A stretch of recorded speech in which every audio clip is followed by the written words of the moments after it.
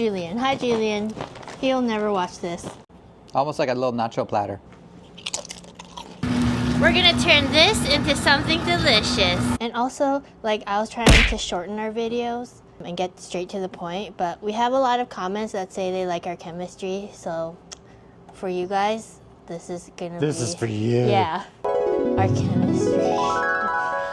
You say that a lot. You height shame me.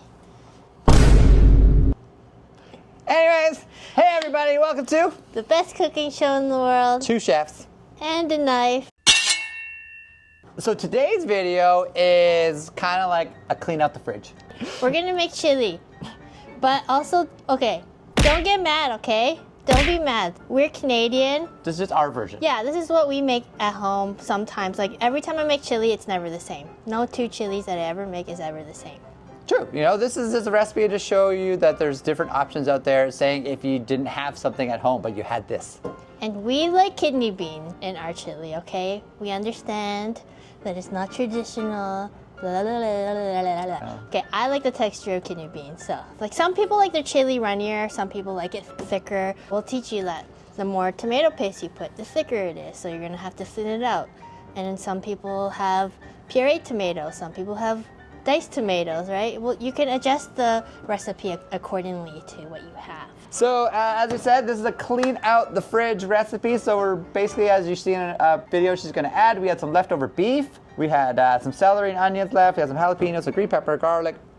As another video she had, we had some leftover grape tomatoes. And I roasted it. I put some oregano, garlic, onion, salt and pepper, some oil, roasted at high temp, and then I blended it up.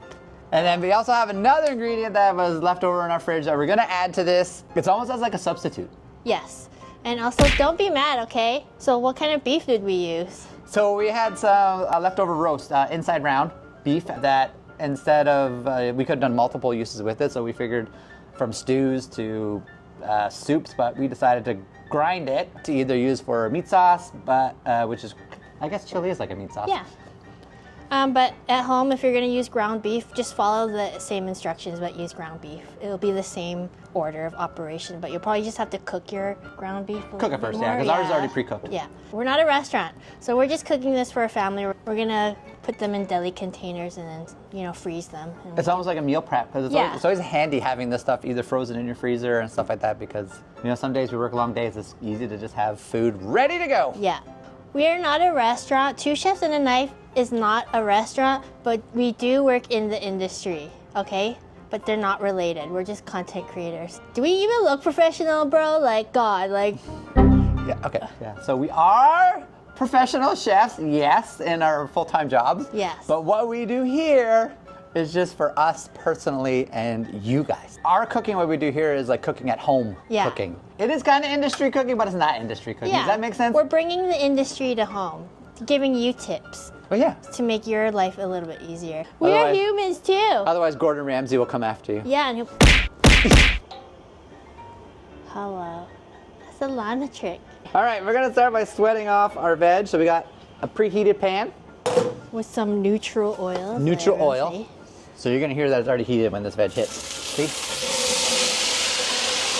We're gonna season our celery and onions with salt and pepper to help draw out some of that moisture in the veg to help it sweat. Yes, we mix our salt and pepper because someone already did and we didn't waste it. Yeah, so we're using what we have. All right, at this point we have some pureed garlic. So we're gonna give it a nice healthy spoon of garlic. Yeah. Right in there. A second healthy spoon of garlic. If you don't like garlic, leave it out, but also why are you making chili if you don't like garlic? We have a vampire problem around here. Okay, so the garlic has now cooked down a bit with the celery and the onions. We are now at this point gonna add our chopped green bell peppers and our dice of jalapeños. They have the same cooking time as green pepper, so we can add those two together. We're gonna stir it up. And now we have the grinded beef that we did, and we're now gonna add this to the pot. So again, if you're using ground beef, saying if you're using fresh raw ground beef, you would add that at the same time you're doing your celery and onions, because by the time the beef cooks, the celery and onions would have sweated down enough and it'd be good to go. So we don't have to cook this very much because the beef is already cooked, So it is now just gonna blend in with the tomatoes. I'm tagging you in now. Okay. All right, so I'm gonna do the spices. So I have some paprika. The amounts, I'll put in the amounts in the description for a smaller batch. So a little bit of paprika. Paprika, I feel like, has very little flavor. That is not a smoked paprika we're using. It's No, just a regular sweet. Spanish paprika. Yeah, sweet paprika. So I know that we already had garlic. I'm gonna just put a little bit of garlic powder. The powder just kind of fortifies it. You don't need a ton. Same with onion, I know. We're repeating the onion. Little granulated onion with our onion. This is actually said fortify in the flavors. The veggies we added with the garlic and the onion is more like adding veggies to the dish too. Yeah, it's more for texture. Okay, this is more for depth of flavor. We have our important chili powder. This is essential in chili. Okay. It's got the name in it. Yeah, it's in the name. I'm gonna put quite a bit of that. Cumin. Cumin is also a very familiar tasting spice.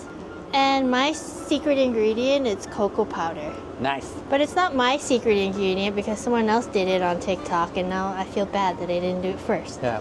What do you feel the cocoa powder does to a chili? I feel like it gives a lot of umami flavor. I know that is a Japanese word, but Yeah. Like it doesn't make it taste like chocolate. no, it adds richness to it and it gives it a nice dark color. Because it's like a not a sweet cocoa powder. No, right? it's not your Nestle's like hot chocolate packets. It's just straight up cocoa powder. Yeah, we're not adding okay? Nesquik. Yeah, and a little bit goes a long way. And then I'm gonna actually put some dried oregano too. Yeah. Okay. So if you have a leftover Christmas hot chocolate packet in your cupboard, yeah, you're not adding that. Don't worry about my hand. The pot's not hot right now. Okay, so I'm gonna add some of my beef stock now. You can buy beef stock at the grocery store. You can use bouillon cube, whatever you want. Okay. This just helps make it easier to mix the spices in with the beef. Off topic, do you find those pre-made stocks have enough flavor? No. When you buy those Tetra 1 No, liters? they do not. I would actually use that plus some beef base, in my opinion. Right, so here you can also add beer, or I think people put beer in here at this point. No, I've never put beer in chili.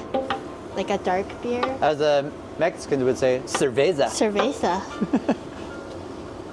Okay, so I have some tomato paste here.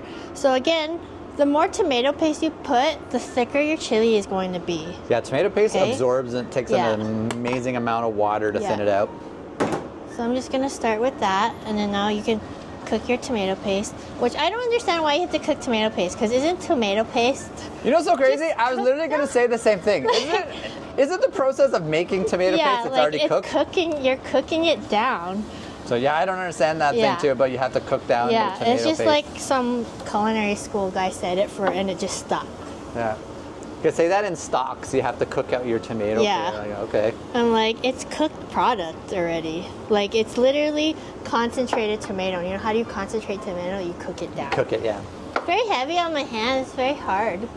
I'm tired. I've been bed rotting for the last 3 days. I have not left my room. You want me to stir now? Yeah, maybe. Yeah, I needed a break. She tagged me back in. Yeah. Because I'm the finisher. Right now it's a very thick chili. Okay, so we're gonna add the roasted tomatoes that we did, the pureed tomato. That color is nice. It is a very nice red. Yeah. There we go. This will start mixing now with the tomato paste. It'll start giving us a little bit of a saucier texture now. We're gonna now add a diced tomato to this. We opted for a diced one because I do like a little bit of tomato chunk in my chili. You can just use fully crushed tomatoes if you like, but we're going for diced tomato. Can I just say that this is very danger? There's so much danger when I cook a tomato-based stew, especially this amount. The tomato really spits at you. Yeah, it does. I had, ow, just like that.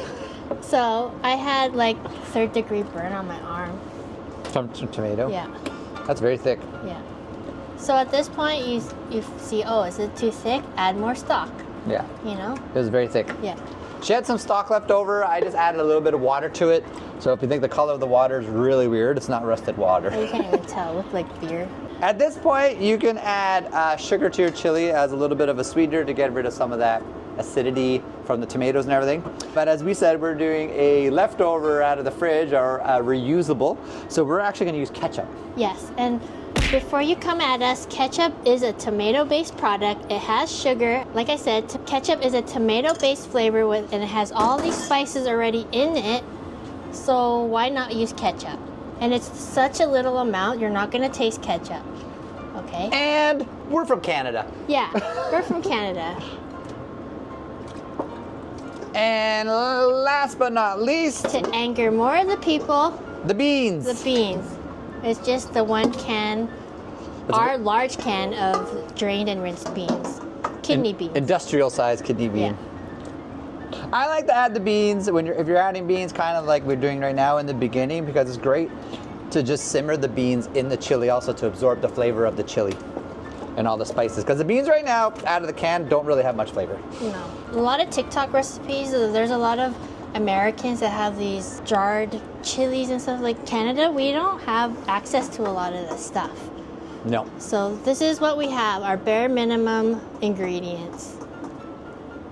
Okay, so we're gonna simmer this for a good hour, hour and a half. Then we'll taste it, see if we need to adjust the seasonings in it. It's better to just let it cook out now for a bit before you start adding more spice, just because the spices develop more as it cooks. So that's why we're gonna wait and check it out later. Yeah. So this has been simmering for about 2 hours, okay? Some may say this is a little thin. I like it a little consistent because I like to dip bread. Yeah, so I like to eat it with rice. Just don't yell at me, okay? Okay, so if you like it thicker, you can let it reduce more. If you like it thinner, add more stock. Chile. We're gonna dish up a bowl now. Oh yeah, it's snack time. All right, so we got ourselves a hefty bowl here. So we're hungry. portion this bad boy up. For our purposes today, we're gonna top it with some sour cream. He likes his sour cream.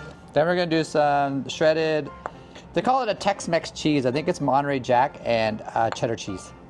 It's like a nacho blend. Nacho blend. And the rest of the fantastic diced jalapeños that we had. Ready? Yeah. Get a little bit of cheese, the sour Sour cream. cream, Oh, man, look at that. jalapenos are good. Cheers. Cheers. So good. It tastes like nacho cheese sauce. Like, I don't know what. That's delicious. That's good. Not bad for an Asian and Canadian. Two Canadians. See, don't even worry about the cocoa powder. You don't taste it. It's just an extra layer. Layers upon layers. And you can't taste the ketchup, so don't worry about that. And you can't even tell that this was ground up leftover roast. Like, it really tastes just like ground beef. So Now we're gonna go with some tortilla chip. Almost like a little nacho platter. Mm-hmm. Cheers. Oh man. The crunch and saltiness of the tortilla chip, so good. I need another one of those. I definitely have to take another one of those. So people in the comments, can you guys tell the difference between each one? The purple red. Yeah, is there a difference? There's a guy here, one of the cooks, that can tell the difference on a blind taste test. It's crazy. It's Julian. Hi, Julian. He'll never watch this. So good. Mmm. Anyways, good job. That is delicious. Did we just fridge your chili? Yep. Mmm.